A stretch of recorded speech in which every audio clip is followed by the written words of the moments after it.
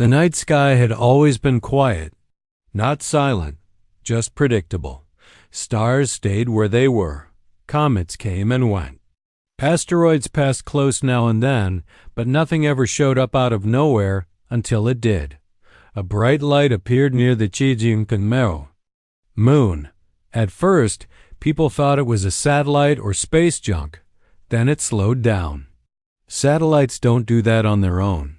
Within hours, telescopes across the world focused on it.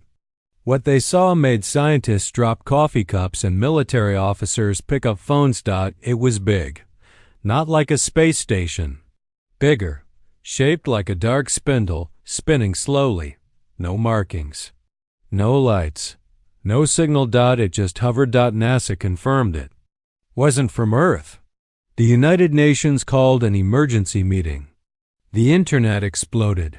Lavra Simmons, an astrophysicist from Colorado, was one of the first to get close. She studied deep space anomalies for NASA before moving into private research. She didn't like the spotlight, but this time she couldn't avoid it. It's not natural, she said during a press briefing. And it's not ours. Next to her sat Jake Monroe, a systems engineer who used to work on fusion reactors before getting bored and going freelance. He looked tired, but his eyes were sharp. "We've run the scans," he said. "This thing isn't just floating here, it's waiting." They sent probes. Each one got closer than the last. None were attacked. None were ignored either. The object reacted. It absorbed energy, pulsed once, then went still again. Governments argued over what to do. Some wanted to destroy it. Others wanted to leave it alone. The U.S., Russia, China, and the European Union agreed on one thing: study it fast. Lavra and Jake led the team. They found strange materials inside its outer shell, materials that didn't exist on Earth. The deeper they looked, the more they realized this wasn't built for travel. It was built for something else. Weeks passed. Rumors leaked. Theories spread. Some said it was a message. Others said it was a gift. But the data told a different story. One day, while running a low-level scan, the device responded. Not with sound. With gravity. Space twisted around it for a split second. Enough to pull a nearby probe off course. Enough to scare everyone watching. Lavra stared at the readouts. Jake cursed under his breath. "This thing," she whispered, "was meant to kill us." Jake nodded. "And we just woke it up." Asterisk, asterisk, asterisk, asterisk, asterisk. Lara stared at the screen for a long time after the gravity pulse faded. The probe was gone. Torn apart by forces they barely understood. Jake sat beside her, hands on his knees, breathing hard. "We need to shut this down," he said. "Now." But shutting something like this down wasn't that easy. Not when the whole world was watching. Within hours, reports flooded in from every major space agency. The event had been seen from Earth. Some people thought it was a failed rocket launch. Others knew better. Governments didn't wait for permission. They wanted answers. The unformed an emergency task force called Project Harbinger. Its job? Find out what the object was, how it worked, and most importantly, why it was here. Lavra and Jake were forced into the center of it all. They weren't soldiers. They weren't politicians. But they knew more about the device than anyone else. They started digging deeper. The strange material inside the spindle wasn't just alien, it reacted to gravity in ways that shouldn't be possible. It bent it, stored it, maybe even used it. "This thing isn't just a weapon," Lavra said during a closed-door meeting. "It's a gravity bomb." Jake nodded. "If it fires, it won't shoot lasers or missiles. It'll twist space itself. Anything nearby gets crushed. Planets, ships, stars." The room went silent. Some members of the task force wanted to destroy it. Others wanted to control it. One general even suggested testing it under strict conditions. You don't test something like this, Lavra argued. You don't press the red button just to see what happens. But the decision wasn't hers to make. Military leaders pushed for action. They moved the object farther from Earth, placing it in orbit around Mars. They called it containment. Lavra called it bait. As teams worked to unlock the device's secrets, another problem grew. Public fear. Conspiracy theories spread fast. Some claimed the government already knew about aliens. Others believed the object was a gift meant to uplift humanity. Social media exploded with videos, memes, and wild claims. Protests broke out. Some demanded transparency. Others wanted the device destroyed before it destroyed them. In the middle of it all, Lavra and Jake tried to stay focused. They discovered something new, patterns in the energy pulses. Not random, structured, almost like code. Someone had programmed this thing, and if it could be programmed, maybe it could be reprogrammed. If we can figure out how it works, Jake whispered, maybe we can turn it into something else. Lavra looked at him, tired but hopeful. Like what? He smiled, just a little. Something that protects us instead of kills us. But even as they worked, someone else watched from the shadows, someone who saw the Harbinger not as a threat, but as an opportunity. Asterisk, asterisk, asterisk, asterisk, asterisk. The test was supposed to be small. Just a pulse. Nothing big. Just enough to see how it worked without setting off a disaster. But things never go as planned. The Harbinger sat in orbit around Mars, surrounded by observation ships and drones. The control team was on board the command vessel Liberty, a converted science ship now filled with soldiers, scientists, and nervous engineers. Jake Monroe stood near the main console, arms crossed. Lavra Simmons watched the readouts like they might explode. We only power it up to level 2, she said again. No more. General Harlan, the military leader in charge, gave her a tired look. We need results, Doctor. The order was given. The Harbinger pulsed. At first, it looked like nothing had happened. Then space bent. Not the ship, not the screen. Actual space. Stars behind the device seemed to stretch and twist. Gravity pulled in strange directions. Alarms went off across the fleet. Shut it down.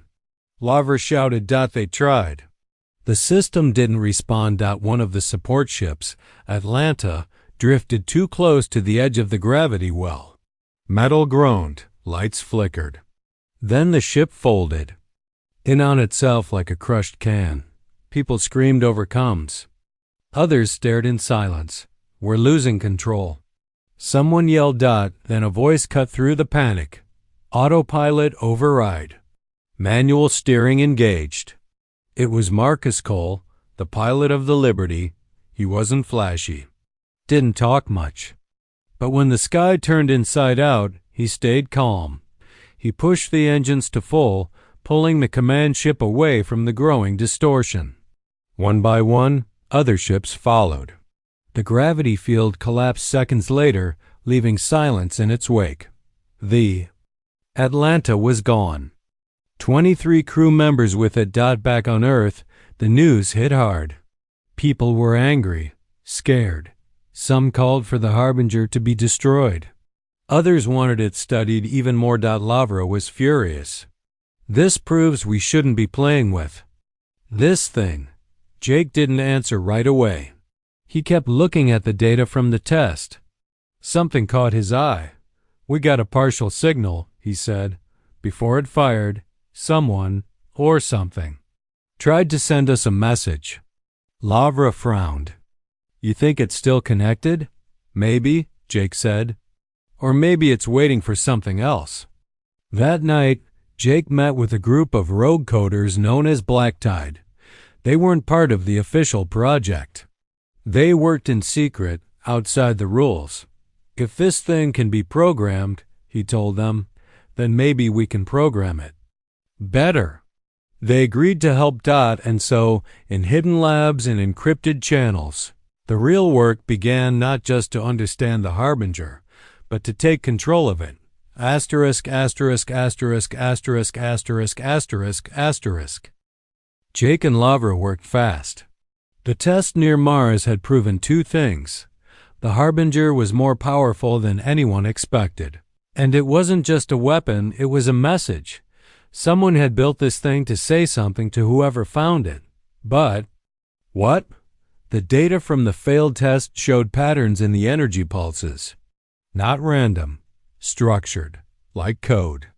Someone had programmed the Harbinger, maybe even set its target. If they could crack that code, they might be able to change it. That's where Black Tide came in. They were hackers, but not the kind that stole credit card numbers. They were deep code breakers, people who spoke in logic gates and quantum math. They met in secret places, online and offline, always staying ahead of the law. In a hidden lab under an old warehouse in Chicago, Jake sat with them around a glowing screen. Lines of alien code scrolled fast, too complex for normal computers to process. This isn't just software, one of them said. It's alive, Lavra frowned. What do you mean, alive? It changes, adapts, responds to input like a living system, another explained. We've seen hints of self-repair in the hardware too. Jake leaned forward. Can we rewrite it? There was a pause. Maybe, the lead coder said. But if we mess up, we might trigger something we can't stop. Lavra looked at Jake. He saw the worry in her eyes, but also the fire behind them. They didn't have a choice. Weeks passed as they worked.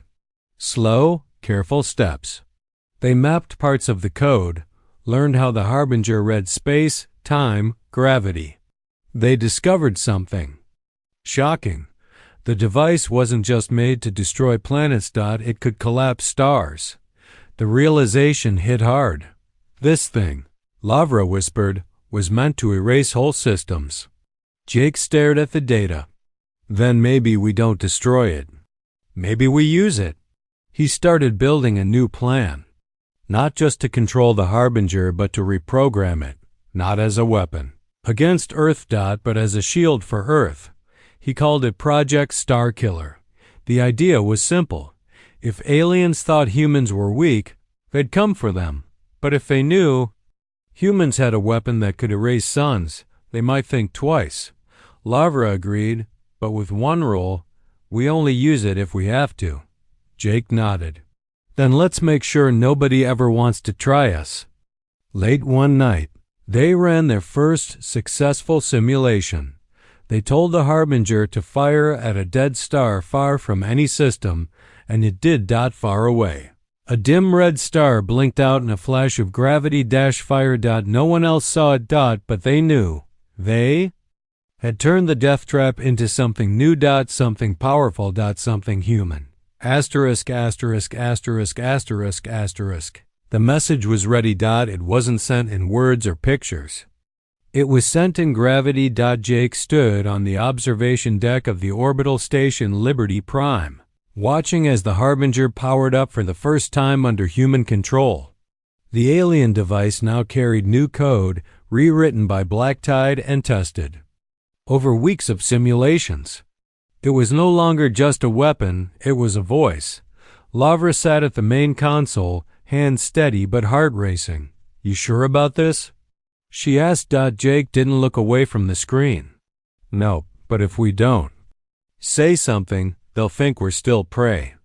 They activated the signal.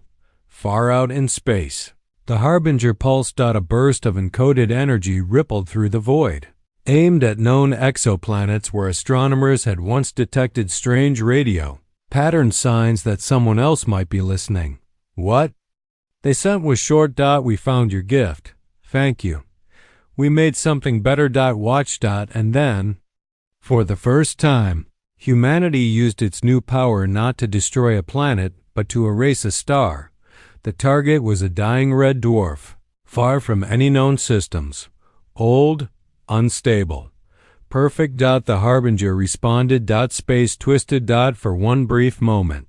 The star collapsed inward, pulled by forces it was never meant to face.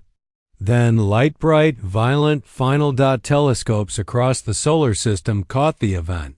Scientists gasped. Governments froze. It was done. Back on Earth, people watched live feeds. From deep space observatories, some cheered. Others cried. Leaders argued. But the real test wasn't on Earth. It was out there. Within days, responses came. Not ships. Not armies. Signals. Some were confused. Some were scared. One, in particular, stood out. A fast, sharp burst of data from a nearby system. Angry. Clear. They understood the message, and they did not like it. Well, Jake said, reading the translation, looks like we got their attention. Lavra looked pale. You think they'll come?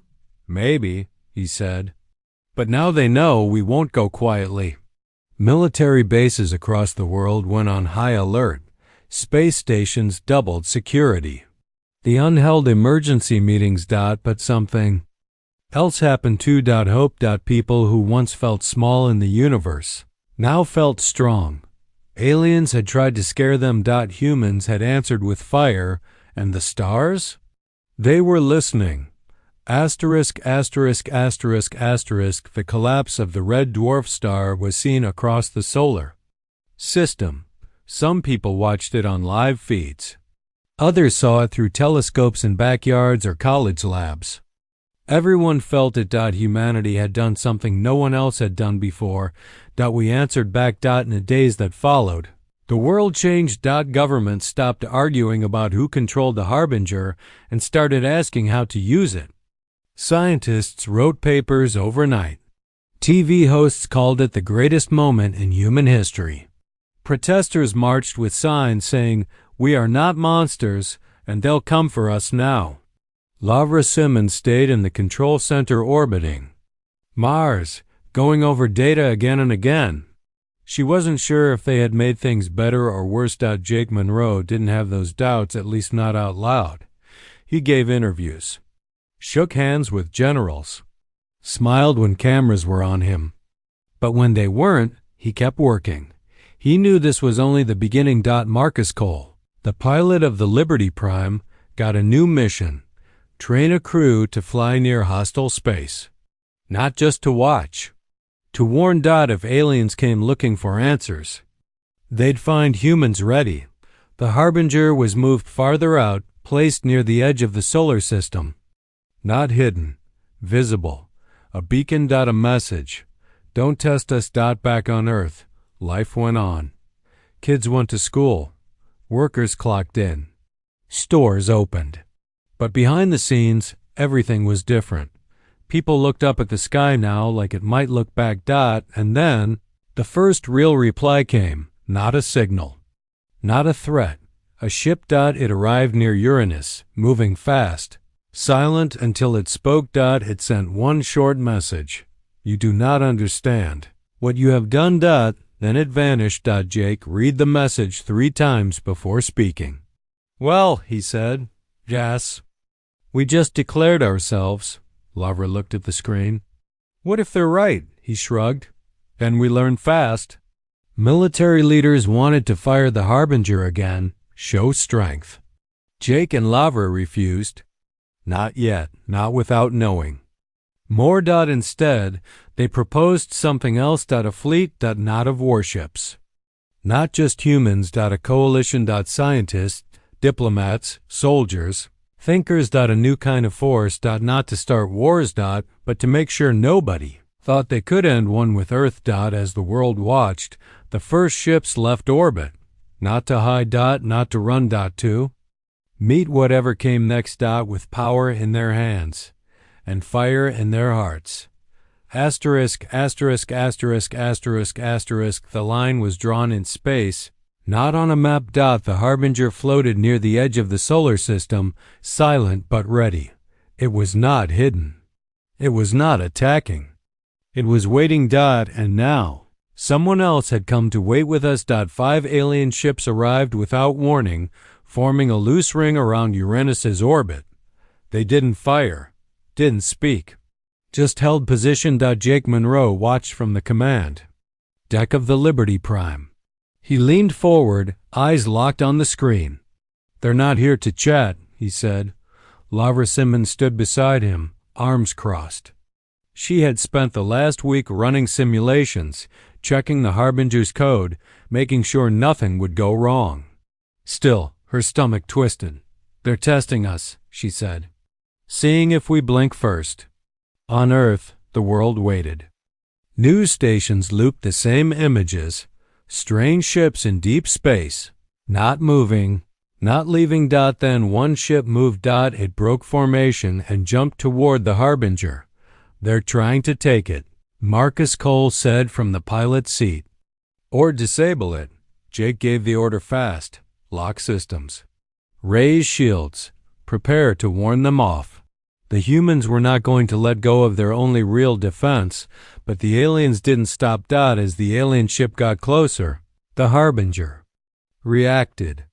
Not under human control. Something in its old code, something buried deep, sensed a threat.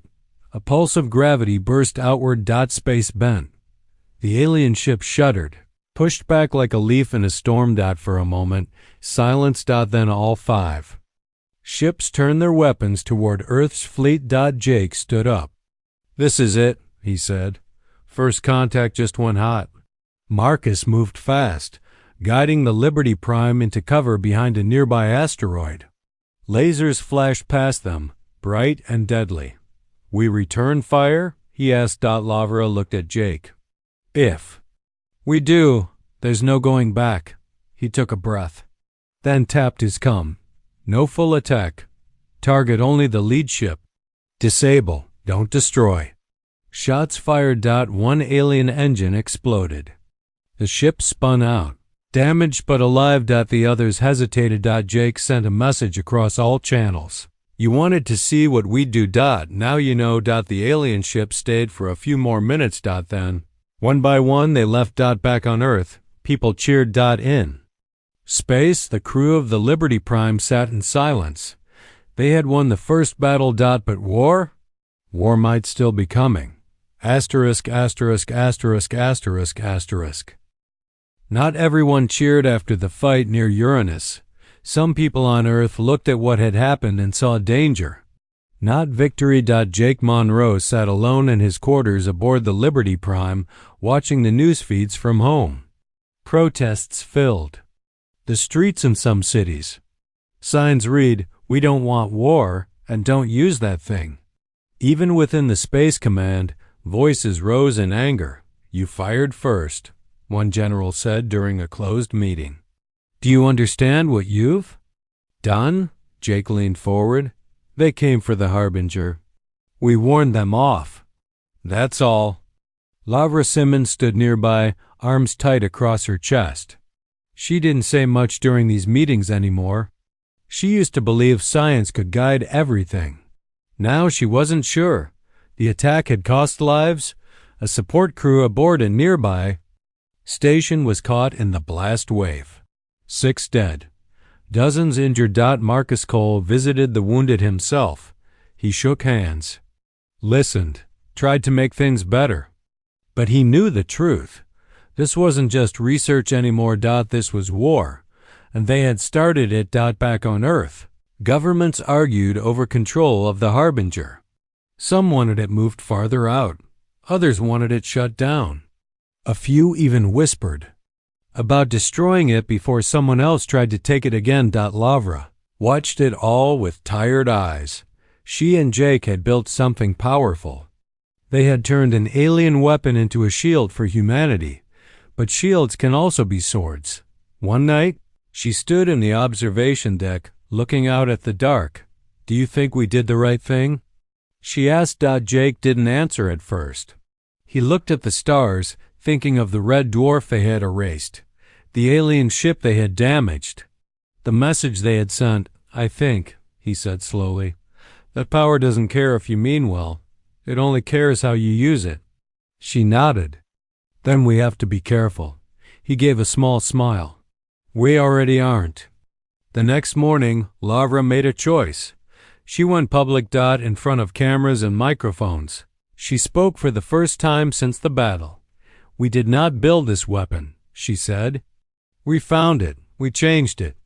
And now we must decide what kind of people we are while holding it. People listened. Some agreed. Some still feared. But for the first time since the Harbinger woke up, someone reminded the world. Power means nothing without purpose. And purpose must come from people. Asterisk, asterisk, asterisk, asterisk, asterisk, asterisk. The message came not from Earth, but from the stars. It was short, clear, serious. You have broken the law of space. You will answer before the conclave. Nobody on Earth knew what that meant at first. There were no details, no list of charges, no deadline. Just those words sent directly to the Liberty Prime, then broadcast across human networks. Jake Monroe read it 3 times before speaking. Well, he said, looks like we've been invited to our own trial. Lavra Simmons sat across from him, arms folded. She had expected something like this. After all, they had taken a weapon built to kill humans and turned it into a tool that could erase stars. Someone out there was bound to take notice. The Conclave, as it turned out, was an alliance of alien species. Old, powerful, strict. They claimed to keep peace among the stars. And now they wanted to talk to humanity. Or judge them. The message gave one choice: send representatives or be treated as enemies. There was no way to say no. A small team was chosen. Jake, of course, Lavra, Marcus Cole as pilot, plus a few diplomats and guards.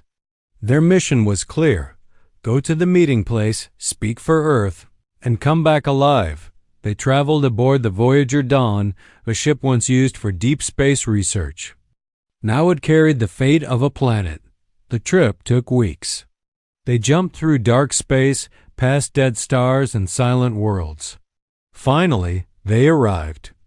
The meeting world was called Varix 9, a rocky planet with no sun of its own, kept warm by geothermal cracks.